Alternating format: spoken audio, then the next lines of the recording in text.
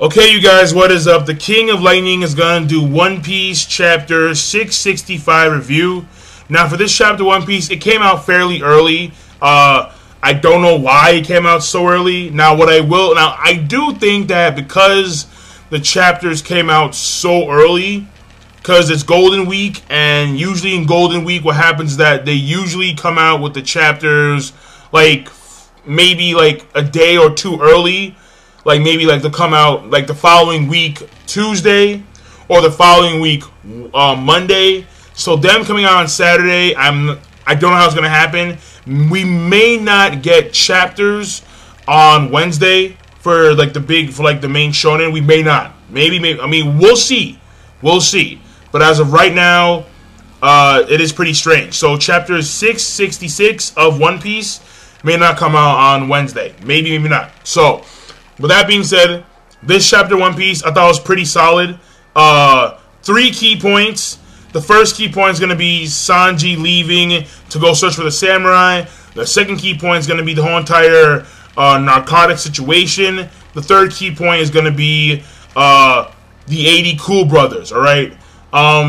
So let's start off with the let's start off with the 80 Cool Brothers. All right. Number 3.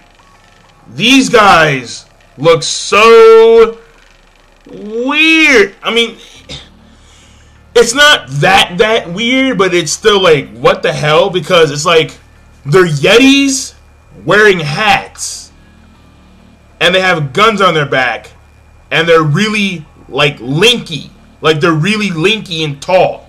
So, I'm like, okay. What are you gonna, so what exactly? I mean, because Oda does Oda, alright?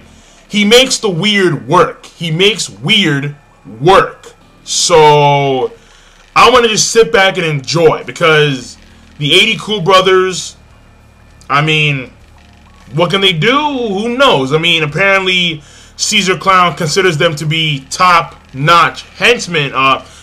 Top-notch henchmen since he's confident in them going there and annihilating the Marines that are left over by, well, not left over, but the Marines that are somewhere on the island. So, 80 Cool Brothers, I want to see how those guys operate and how those guys work.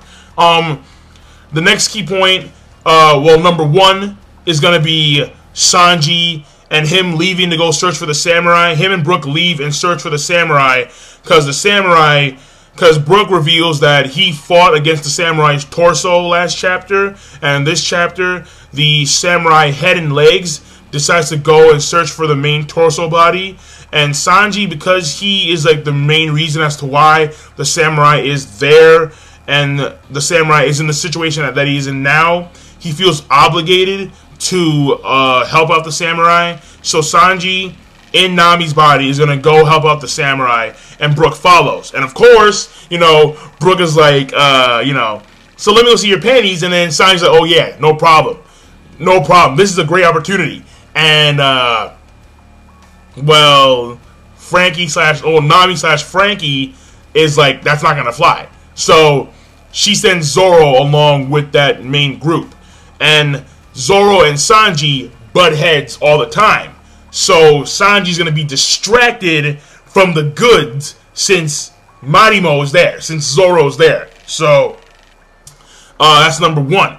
Number 2, which is like the main gist of this chapter, is going to be the whole, it is the main gist, alright? And it's going to be the whole situation with the narcotics. Now, people, drugs are bad. Drugs are bad. Capital B-A-D. I could go in, I could probably go for like 40 minutes explaining as to why marijuana is actually more beneficial. However, I'm not going to do that since this is about One Piece. This is a One Piece chapter 665 review, not a marijuana review. If it was a marijuana review, then I would do a 40-minute review and discussion on marijuana, not on One Piece. So, but what I will say is that I opt out for the more natural way. I take vitamins on like a daily basis. I hardly get sick, not to brag. And that's because I opt for strengthening the immune system for events that may occur, as opposed to where modern day medicine is there for taking care of problems that already happen. So it's preparing for the worst as opposed to dealing with the worst once it gets there. So I'm just saying. Now, basically, what happens to Chopper is that Chopper, he's experimenting on the kids, or he's treating the kids. Not true, no, he's testing the kids, seeing what ailment seeing what disease they have, like what's their sickness. Then he comes up with the conclusion, and then once that happens, when the kid starts like passing, well, he starts like suffering from pain, starts crouching over, and he's drooling from the mouth. And then Chopper's like, "What's wrong? What's wrong?" Like, and then like the kid's like, "I'm feeling pain." And then Chopper's like, "Is there something that you guys usually take around this point in time?" And then the kid's like, "Yeah. Normally we get experimented. Normally at this time we get experimented on, and then we eat some candy, and then the candy makes the kids feel good." Chopper puts two and two together, and then it's like, "Oh, that's a narcotic," because apparently this narcotic is used by like top scientists and top doctors.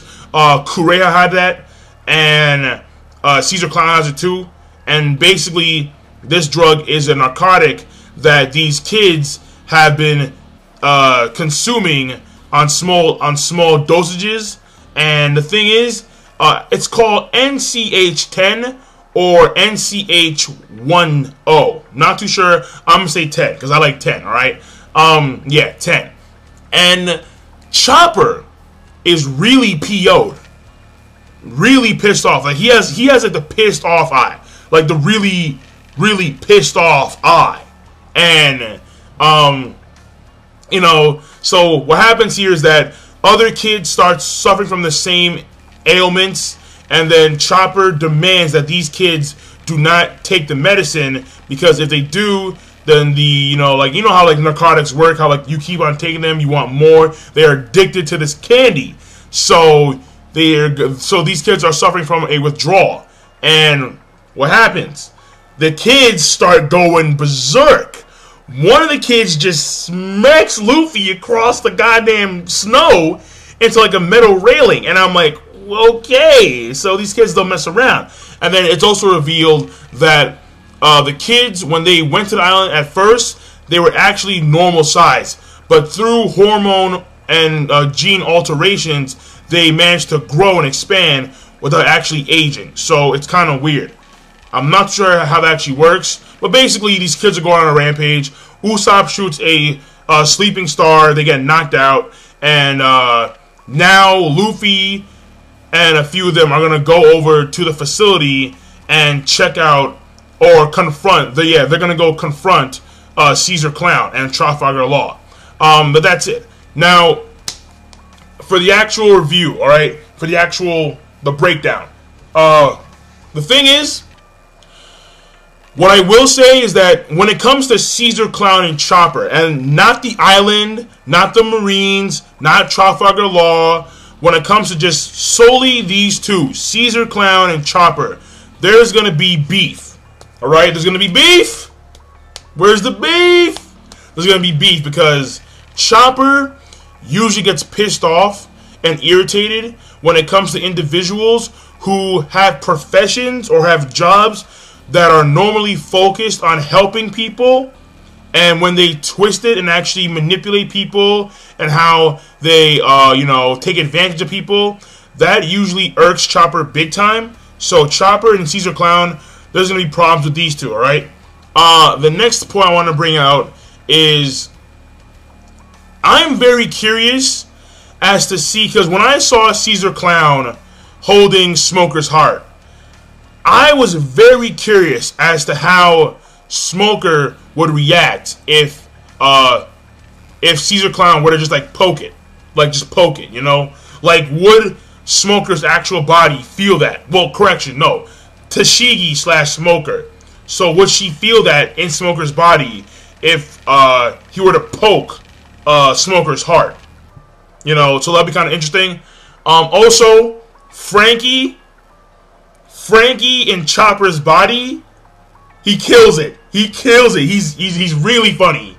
Really funny. I mean, like, basically, he's making all these faces. Nami calls him a pervert.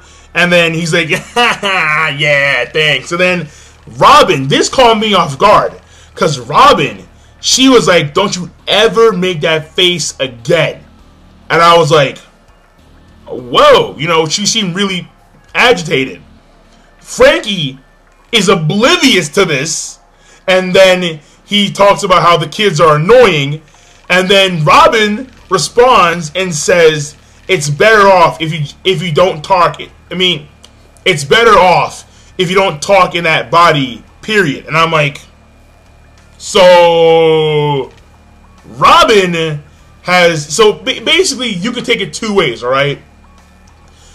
Robin is PO'd because, or she's agitated because Frankie is inside Chopper's body and it's killing Chopper's cuteness, or it's killing Frankie's coolness. I mean, basically, like, it's kind of like known that Chopper's cute and fluffy, and that would kind of kill Chopper's cuteness if she has that image of him doing like these weird faces, even though it's Frankie. And at the same time, Frankie being like the cool guy.